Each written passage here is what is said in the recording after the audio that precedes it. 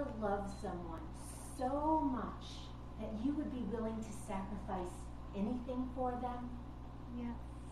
Even, cool. Even something that you personally love or cherish, would you be willing to actually give it up and sacrifice it? Yes. Well, this is the story of Della and Jim. It's Christmas Eve day. Jim is at work, and Della is home, and she's fretted. Della is quite beautiful, thin and tall, brown eyes, long, wavy brown hair, which she has up in a clip. And she's busy wringing her hands. What am I going to do? It's Christmas Eve day. We've only been married less than a year, and I so want to get Jim something special. It's so important to me to show him how much I love him. It's been such a hard year. Jim had pay cuts, the economy is terrible, and I've been saving every penny, nickel, dime, quarter from our food money every week so that I could save up something special just for him. But all I have, $11.87. What can I do with that much money in this economy? Nothing. And I've thought and thought so hard about what it is I want to get Jim. We don't have much, but he has this gorgeous pocket watch. The watch his grandfather gave his dad, and his dad gave him that very watch. I know he's a little embarrassed when he takes that watch out of his pocket and it's on that ugly leather strap, but the watch itself is gorgeous.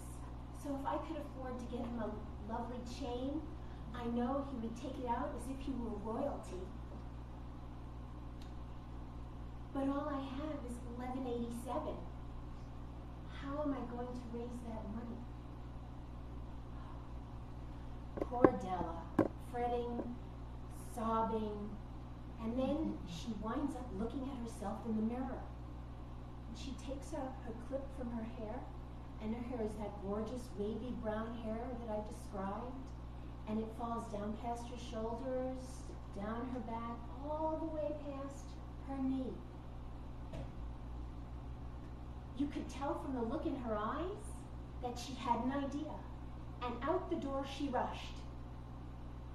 It turns out Della ran down the street to the wig maker, and with the money she had from the sale of her hair, she went out and she bought the best platinum chain that she could get for that watch, and she knew it would look elegant and classy. She was so excited because she knew she got the perfect present for the person she loved. She ran home and she started curling her new short locks and waited for her husband. She was all a dither. She hears the door. Honey, I'm home. And she comes running out.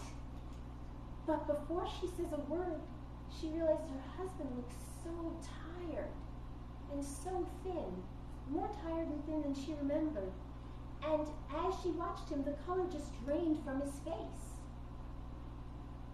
And she said, Jim, and he just looked at her and he said, your hair. What happened to your hair? And she said, Jim, don't worry about my hair. Besides, don't you think it looks cute? It's short, I curled it. It'll grow if you don't like it. But I got you this present. I can't wait to give it to you. I have to give it to you right now. And she holds out her hand. She didn't even wrap it. And there it was, the platinum chain. Jim stopped for a minute. Honey, it's beautiful. It's beautiful. I have a gift for you too. And he hands her the gift, and she's busy unwrapping, and she stops. Jim had bought her the tortoiseshell combs with the jewels that she had so desperately wanted for that time. And she said, "Jim, these are so expensive.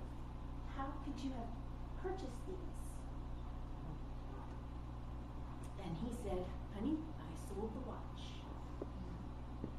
So, this is the story by O. Henry, or the gist of it anyway, The Gift of the Magi. And in O. Henry's, it's a story about love that's pure, a gift from the heart. In O. Henry's conclusion, he said, in the last word to the wise of these days, "Let it be said, for all who give gifts, these two are the wisest. They are the Magi." He compared them to Christianity's wise men who brought gifts to baby Jesus in the manger. So rather than, and now is that time of year again, which is why I thought the story appropriate. And so rather than jump into your usual materialistic fest that we know as Christmas nowadays, maybe stop and consider, even just for a moment, what are you willing to sacrifice for the one you love? Mr. Tosin.